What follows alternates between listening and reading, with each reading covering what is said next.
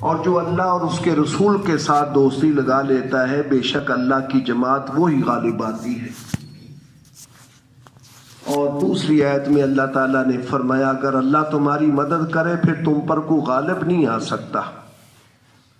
ایسا نہیں ہو سکتا کہ اللہ کی مدد بھی ہو اور پھر دوسرا کو تم پر غالب بھی آ جائے، ایسا نہیں ہو سکتا۔ ایک اور آیت میں اللہ تعالیٰ کی ذات نے فرمایا وَإِن يَخْذُلْكُمْ، اور اگر اللہ تمہارا ساتھ چھوڑ دے، اللہ تمہارا ساتھ نہ دے، فَمَنْ ذَا الَّذِي يَنْصُرُكُم مِّن بَعْدِهِ، اللہ کے بعد کون ہے جو تمہارا مددگار بنے گا؟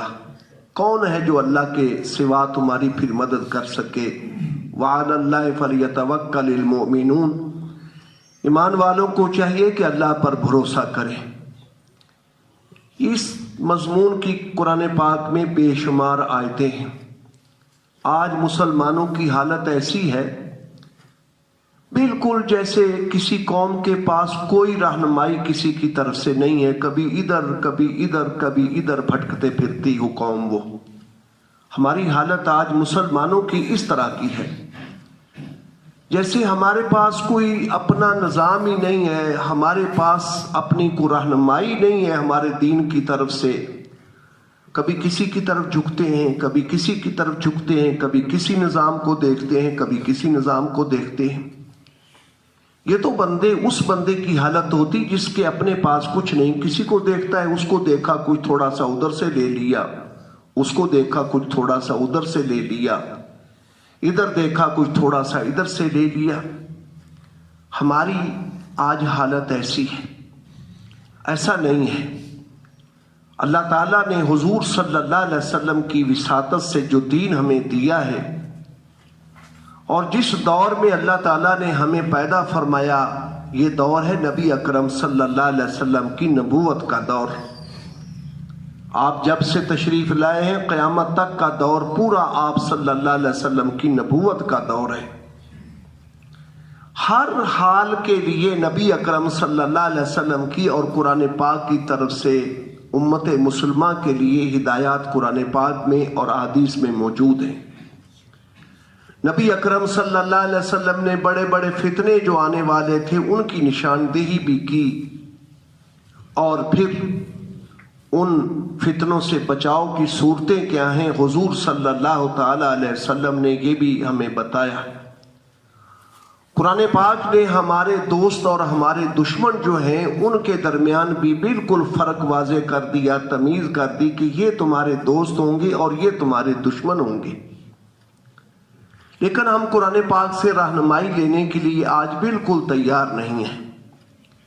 ایک آدمی دنیا کے اندر آپ دیکھ لیں، کوئی مجرم ہو، اس نے کوئی جرم کیا ہوا ہے، چھپا ہوا ہے، ادھر ادھر کہیں اس کو پیچھے سے پولیس پکڑنے کے لیے پیچھے لگی ہوئی ہے، وہ کسی اپنے دوست کے پاس جا کر ٹھہر جائے اور پھر وہاں سے آگے چلا جائے اور پھر پکڑا جائے، تو پولیس اس دوست کو بھی پکڑ لیتی جس کے پاس ٹھہرا تھا کہ یہ تو مجرم تھا، تم نے اس کو ٹھہرایا اپنے پاس کیوں تھا؟ یہ دنیا میں ہے یا نہیں ہے جی؟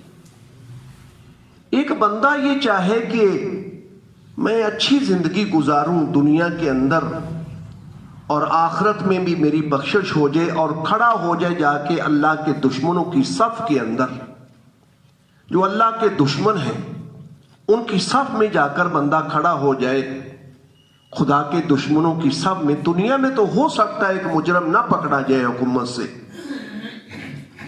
دنیا میں ایسا ہو سکتا ہے، کتنے مجرم ہوتے ہیں نہیں پکڑے جاتے، زندگی بھر نہیں پکڑے جاتے۔ لیکن کوئی ایسا ہمارا ذہن ہے، ہمارا عقیدہ ہے بحیثیت مسلمان ہونے کے کہ اللہ کا دشمن اللہ کی پکڑ سے نکل جائے؟ یہ کسی مسلمان کا عقیدہ نہیں۔ ہر مسلمان جانتا ہے اللہ تعالیٰ ہر چیز کو جانتے ہیں اور ہر چیز پر خدا تعالیٰ کی قدرت ہے۔ اللہ تعالیٰ کی جو صفات، اللہ تعالیٰ کے صفاتی نام ہم پڑھتے ہیں، اللہ کے ناموں کو پڑھنا چاہیے ہر روز ایک بار، ان کی بڑی برکت ہے اللہ کے ناموں کی۔ اللہ تبارک و تعالیٰ کے جو 99 نام آتے ہیں، چھپے ہوتے ہیں قرآن پاک کے صفوں میں، شروع میں چھپے ہوتے ہیں، ہر روز ان کو پڑھنا چاہیے اور غور کرنا چاہیے ان کے معانی پر بھی۔ اس کا مطلب کیا ہے؟ ہم یہ پڑھتے ہیں اللہ علیم ہے، سب کچھ جاننے والا ہے۔ اللہ کے ناموں میں سے یہ بھی ہے کہ اللہ قدیر ہے، قادر ہے۔ قدیر اور قادر دونوں نام آتے ہیں، اللہ ہر چیز پر قادر ہے۔ منتقم، یہ بھی اللہ کے ناموں میں سے، اللہ انتقام بھی لیتا ہے۔ جب کوئی حد سے زیادہ نکلتا ہے تو پھر خدا تعالیٰ کی ذات اس کو پکڑ بھی لیتا ہے۔ آج ہماری حالت یہ ہے، چاہتے تو یہ ہے کہ اللہ کی طرف سے ہم پر اللہ کی رحمت کی بارشیں ہوں، اللہ کی عنایتیں اور اللہ کی نوازشیں ہوں، لیکن کھڑے ہوئے ہیں ہم دشمنوں کی صف کے اندر، جن کے ساتھ خدا تعالیٰ کی ذات نے اعلان جنگ کیا ہوا ہے۔ یہ جب ایمان کمزور پڑتا ہے انسان کا تو پھر اس وقت دائیں بائیں دیکھنا شروع کر دیتا ہے وہ بندہ۔ حدیث میں ایک واقعہ آتا ہے، ترمذی میں یہ واقعہ ہے، جب مکہ فتح ہوا، مکہ فتح ہونے کے بعد پیچھے سے صحابہ کرام مدینہ طیبہ سے تقریباً 10,000 آپ کے ساتھ تھے۔ مکہ میں لوگ یہاں کے، جب مکہ فتح ہو گیا تو یہاں کے بہت سارے لوگ مسلمان ہو گئے، کچھ اڑے رہے، کچھ دیر کے بعد ایمان لے آئے، کچھ نے مہلت مانگی، ہمیں سوچنے کی مہلت دی تھی، آپ نے فرمایا سوچو ٹھیک ہے۔ کچھ مسلمان ہو گئے، تقریباً 2,000 ایسے لوگ تھے جو نئے نئے مسلمان ہو کر مکے سے شامل ہو گئے ساتھ۔ آپ صلی اللہ علیہ وسلم ٹھہرے رہے، آپ کو خبریں مل رہی تھی کہ بنو ثقیف کا قبیلہ جو ہے یہ آگے، بنو بکر قبیلے جو آگے مشرق کی طرف مکہ سے رہتے ہیں، آگے یہ حملہ کرنا چاہتے ہیں، اس لیے، ورنہ آپ کی عادت مبارک 3 دن ٹھہرنے کی تھی۔ جہاں کوئی لڑائی ہوتی تھی، جنگ ہوتی تھی، 3 دن آپ ٹھہرتے تھے وہاں پر، 3 دن کے بعد آپ سفر فرما لیتے تھے۔ مکے میں آپ کئی دن ٹھہرے رہے، 19 دن تک آپ ٹھہرے رہے۔ وہ ٹھہرنا اس لیے تھا کہ مسلسل خبریں آ رہی تھیں تو آپ ان کی تحقیق کر رہے تھے کہ ایسا نہ ہو کہ ہم مدینے کی طرف جائیں، پیچھے سے یہ حملہ کر دیں مکے پر پھر۔ چنانچہ اس کے بعد جب تحقیق ہوگی کہ قبیلہ حوازن اور ثقیف یہ لوگ جو ہیں جنگ کرنا چاہتے ہیں، تو آپ علیہ السلام نکلے مکہ مکرمہ سے۔ حنین کی جنگ ہوئی جس میں نوجوان قسم کے مکے کے بھی جو نئے نئے مسلمان ہوئے تھے جذباتی، وہ بھی ساتھ، تربیت ابھی ان کی ہوئی نہیں تھی، کلمہ تو پڑھ لیا، مسلمان تو ہو گئے وہ، لیکن ابھی تربیت ان کی نہیں تھی، ابھی تو مسلمان ہوئے ہیں۔ آگے جا کر ایک مشرکین کا درخت تھا جس کو ذات انوات حدیث میں کہا گیا، ذات انوات، ذوات الانوات اس کا نام حدیث میں آتا ہے۔ وہ درخت ایسا تھا کہ اس کو وہ متبرک سمجھتے تھے کفار جو تھے، جیسے ہم نے بھی دیکھا یہ دیہات میں ڈیرے ہوتے ہیں، ملنگ رہتے ہیں وہاں پر، بھنگ پیتے ہیں، یہ بڑے بڑے بوڑ کے درخت ہوتے ہیں، نیچے تھڑے بنائے ہوتے ہیں، بڑا ان کو صاف ستھرا رکھتے ہیں، پانی چھڑکتے ہیں، ایسے ہوتے ہیں بنے ہوئے۔ وہاں بھی یہی حالت تھی، جھاڑو دیتے ہیں، سب کچھ کرتے ہیں، اور وہ اپنا اسلحہ لا کر جو تھا وہ اس کے اوپر لٹکاتے تھے، سارا تلواریں یہ وہ سارا لٹکاتے تھے۔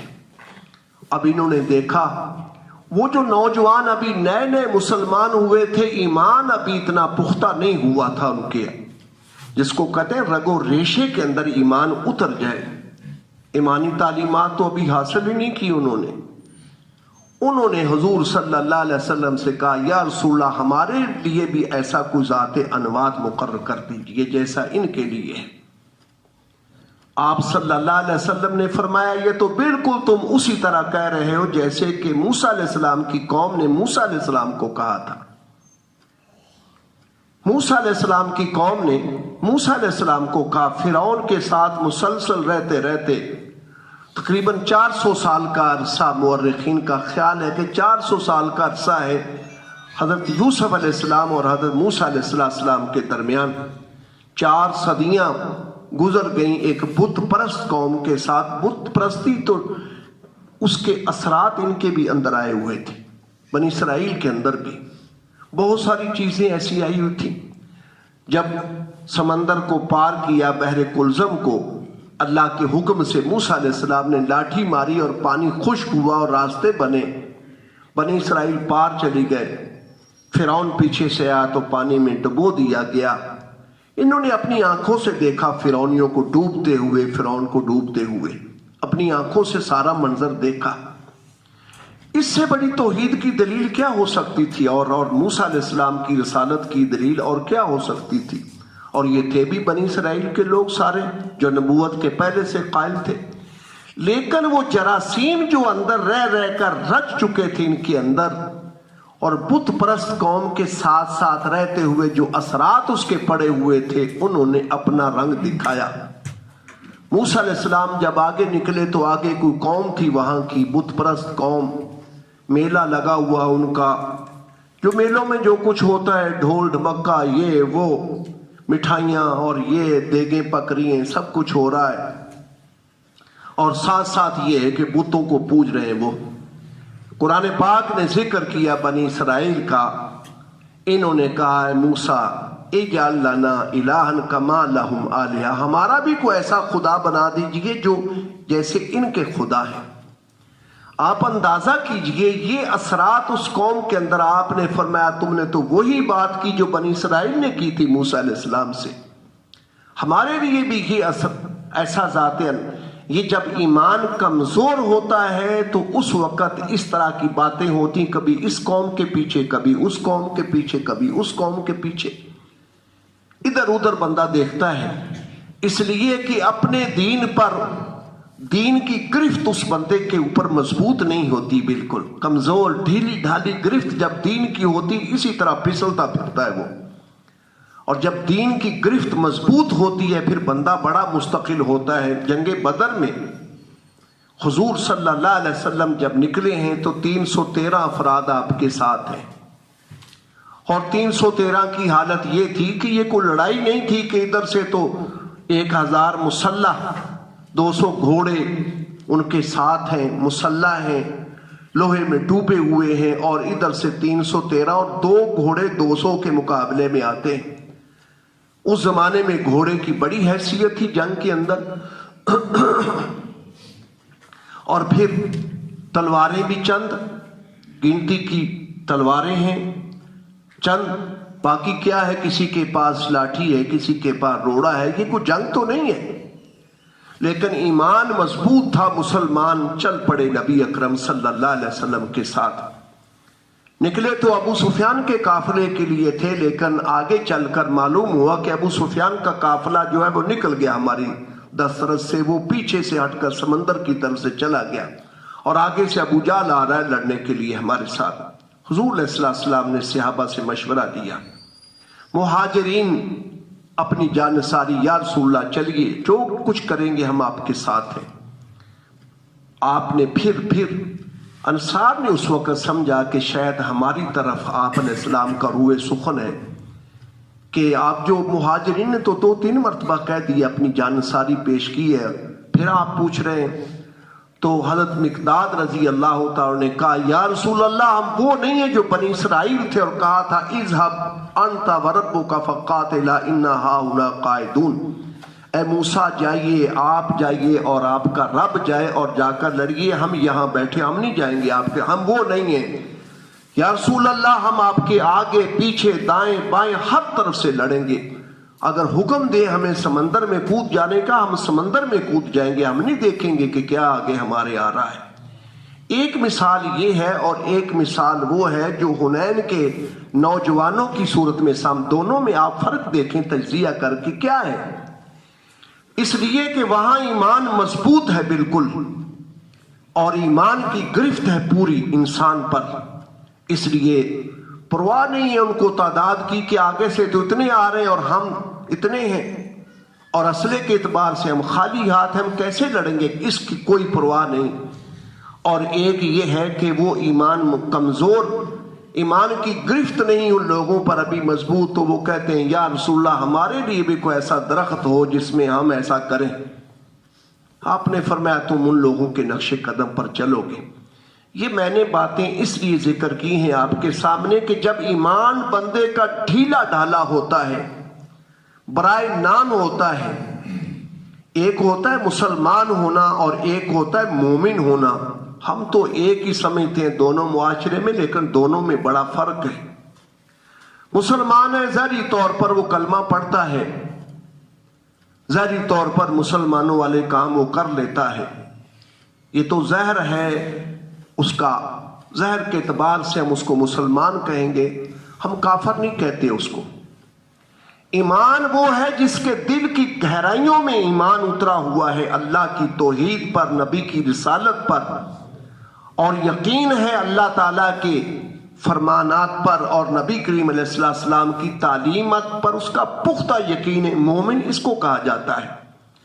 آپ احادیث میں دیکھیں، نبی اکرم صلی اللہ علیہ وسلم نے فرمایا، کتنی جگہوں پر کہا، المؤمن من سلم المسلمون من لسانی و یدی، اور بھی بہت سارے، لا یؤمن احدکم حتی اکون احب الیہ من والدہ وولدہ والناس اجمعین، تم میں سے کوئی حقیقتاً مومن اس وقت تک نہیں بن سکتا جب تک کہ میری محبت کائنات کی ہر چیز سے غالب نہ ہو۔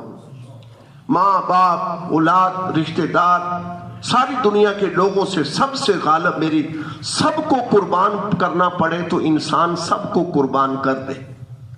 اور صحابہ میں یہ بات پائی جاتی تھی، صحابہ میں یہ بات پائی جاتی تھی، وہ سب کچھ قربان کر سکتے تھے نبی اکرم صلی اللہ علیہ وسلم کے لیے، جو کچھ ہوتا وہ کرنے کے لیے تیار ہوتے تھے۔ حضرت عبداللہ، یہ عبداللہ ابن ابی کے بیٹے ہیں، ان کا نام بھی عبداللہ، مخلص ایمان والے ہیں بیٹا، اور باپ سب سے بڑا منافق مدینے کا، سب سے بڑا منافق، جس کا قرآن پاک نے ذکر کیا کہ آپ اس کے لیے چاہے 70 بار بھی استغفار کریں پھر بھی ہم نے اس کو معاف نہیں کرنا، اور جس کی نماز جنازہ آپ نے پڑھائی تو اللہ تعالیٰ نے فرما دیا اس کے بعد، لا تصلی علی احد منہم مات، آج کے بعد ان میں سے اس ٹولے کا کوئی بندہ مر جائے تو آپ نے ان کی نماز جنازہ نہیں پڑھنی، ولا تقم علی قبرہ، آپ نے ان کی قبر کے پاس آ کر کھڑا بھی نہیں ہونا ہے۔ آپ اندازہ کیجئے کتنا بڑا دشمن اسلام تھا وہ، اور اس کا بیٹا جو ہے وہ انتہائی پکا مسلمان۔ باتیں ہوتی رہتی تھی، ایک دن بیٹا حضور صلی اللہ علیہ وسلم کی خدمت میں حاضر ہوا اور کہا، یا رسول اللہ، اگر آپ چاہتے ہیں کہ میں اپنے باپ کو قتل کر دوں، کسی اور کو نہ حکم دینا کہ کوئی جا کر میرے باپ کو قتل کرے، مجھے حکم دینا، میں اپنے باپ کا سر کاٹ کر لاؤں گا آپ کے قدموں میں۔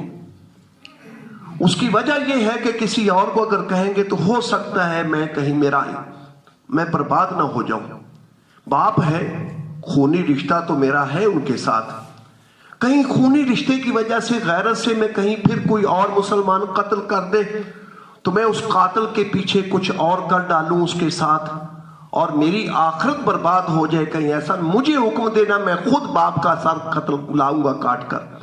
آپ نے فرمایا، عبداللہ تمہیں کس نے کہا میں اس کو قتل کروانا چاہتا ہوں؟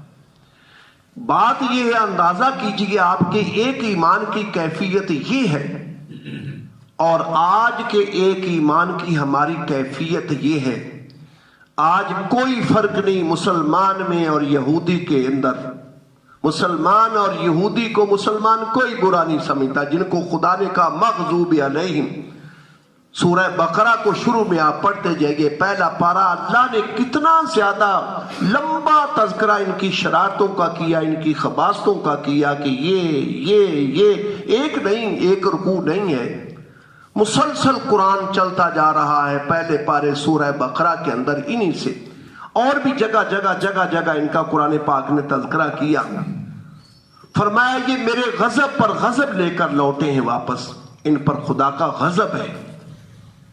ترمذی میں حدیث ہے یہ جو ہم پڑھتے ہیں، غیر المغضوب علیہم ولا الضالین، حضور نے فرمایا اس کا مصداق، آپ کے زمانے میں دو ہی مصداق تھے، ایک یہود تھے جن پر خدا کا غضب ہوا، اور جو گمراہ ہوئے وہ عیسائی تھے، یہ گمراہ ہو گئے، انہوں نے عیسیٰ علیہ السلام کو خدا کا بیٹا بنا ڈالا اور خدا بنا دیا۔ عجیب فلسفہ ہے کہ تین بھی ہیں اور ایک بھی ہے، تینوں کا مجموعہ بھی خدا اور ہر ایک بھی مستقل خدا، یہ فلسفہ ایسا جو عیسائی بھی کسی کو نہیں سمجھا سکتے۔ बहरहाल जिनका हालत ये हो, आज एक बंदा उनकी सफ में खड़ा हो जाए जिनके ऊपर खुदा का गजब हो रहा है, इंतहाई खुदा का गुस्सा और गजब है उन पर, और फिर वो कहे कि मुझ पर खुदा ताला की जात की तरफ से रहमतें हों, अल्लाह की ताकत हमारे साथ हो, अल्लाह की नुसरत हमारे साथ हो, ये कैसे हो सकता है? कुरान पाक की ये आयतें जो मैंने आपके सामने पढ़ी थी, इनमें रब ताला की जात ने यही बात जिक्र की, अल्लाह के दीन के मददगार बनोगे तो खुदा तुम्हारा मददगार बनेगा।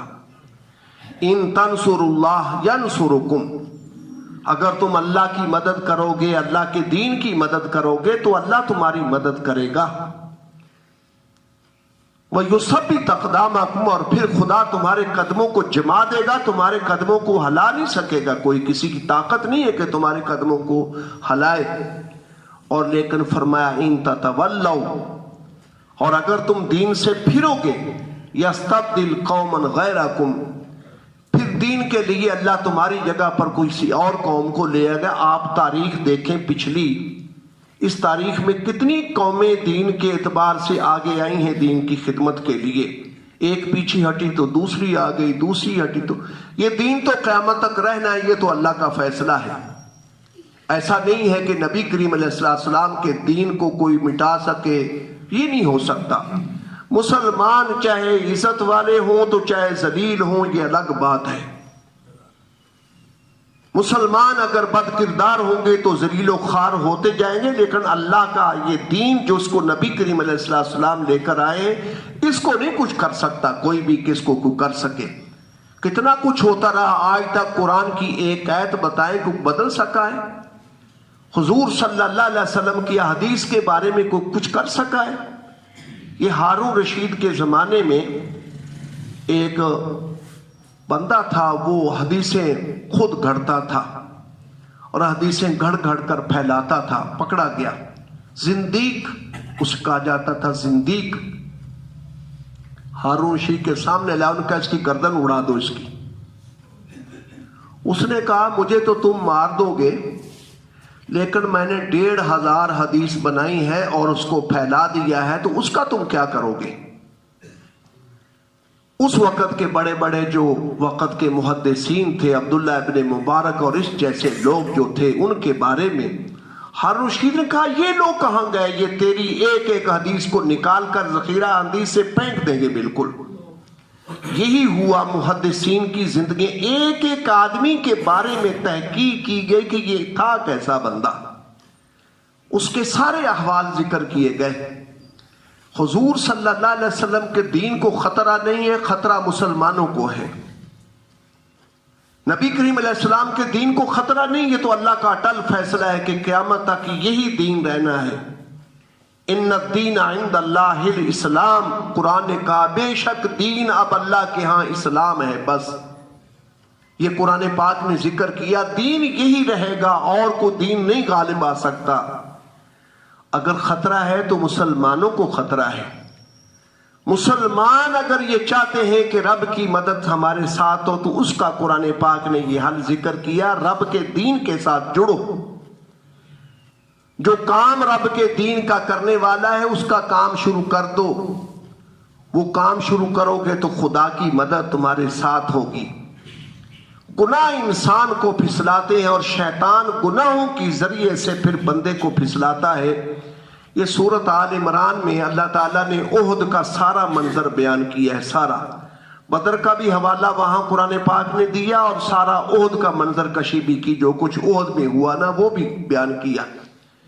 155 नंबर आयत है, जब हुजूर सल्लल्लाहु अलैहि वसल्लम तशरीफ ले जा रहे थे ओहद की तरफ, तो ये पहले एक राय थी, आपकी राय जाती ये थी कि मदीने के अंदर रहकर हम मुकाबला करेंगे, इनको रोकेंगे, हम बाहर जाकर नहीं मुकाबला करते।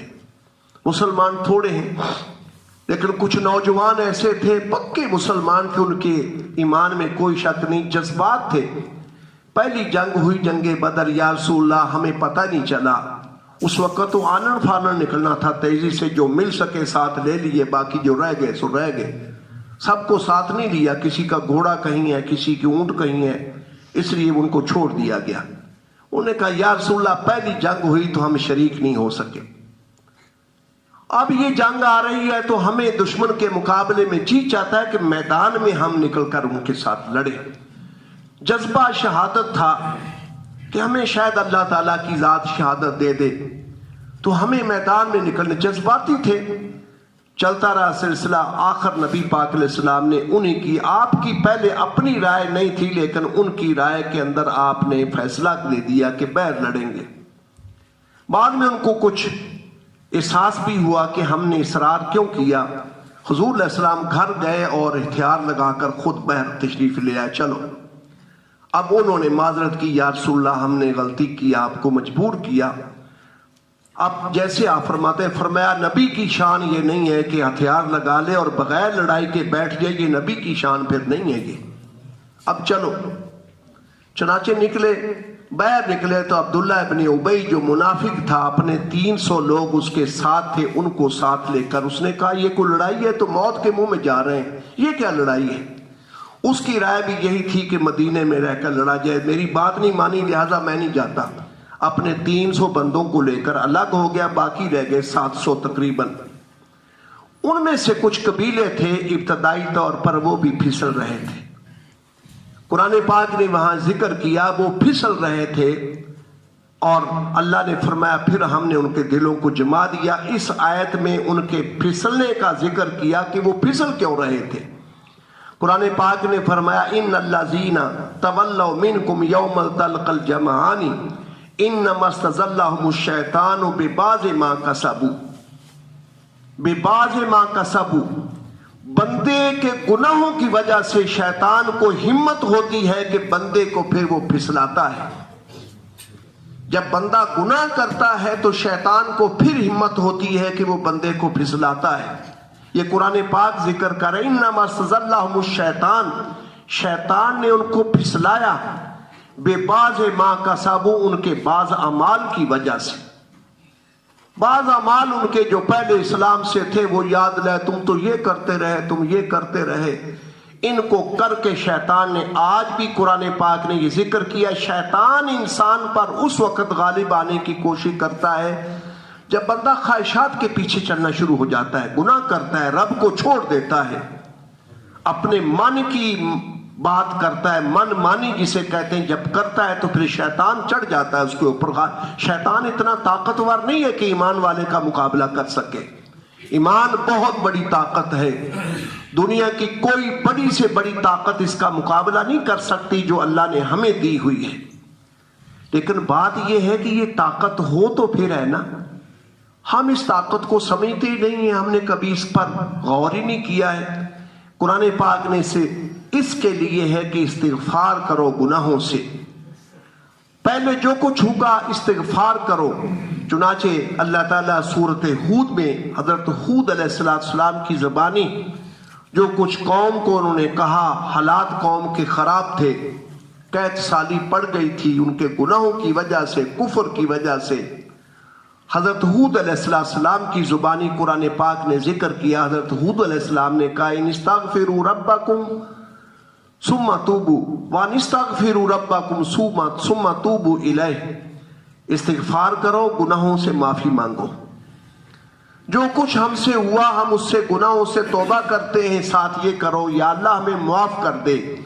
آگے فرمایا یمتعکم متاعا حسنا الی اجل مسمی، اللہ تمہیں دنیا کی زندگی کے اندر اچھا ساز و سامان دیں گے، اچھی تمہاری زندگی بن جائے گی، لیکن اس کے لیے اللہ سے معافی تو مانگو اور خدا کی طرف رجوع کرو۔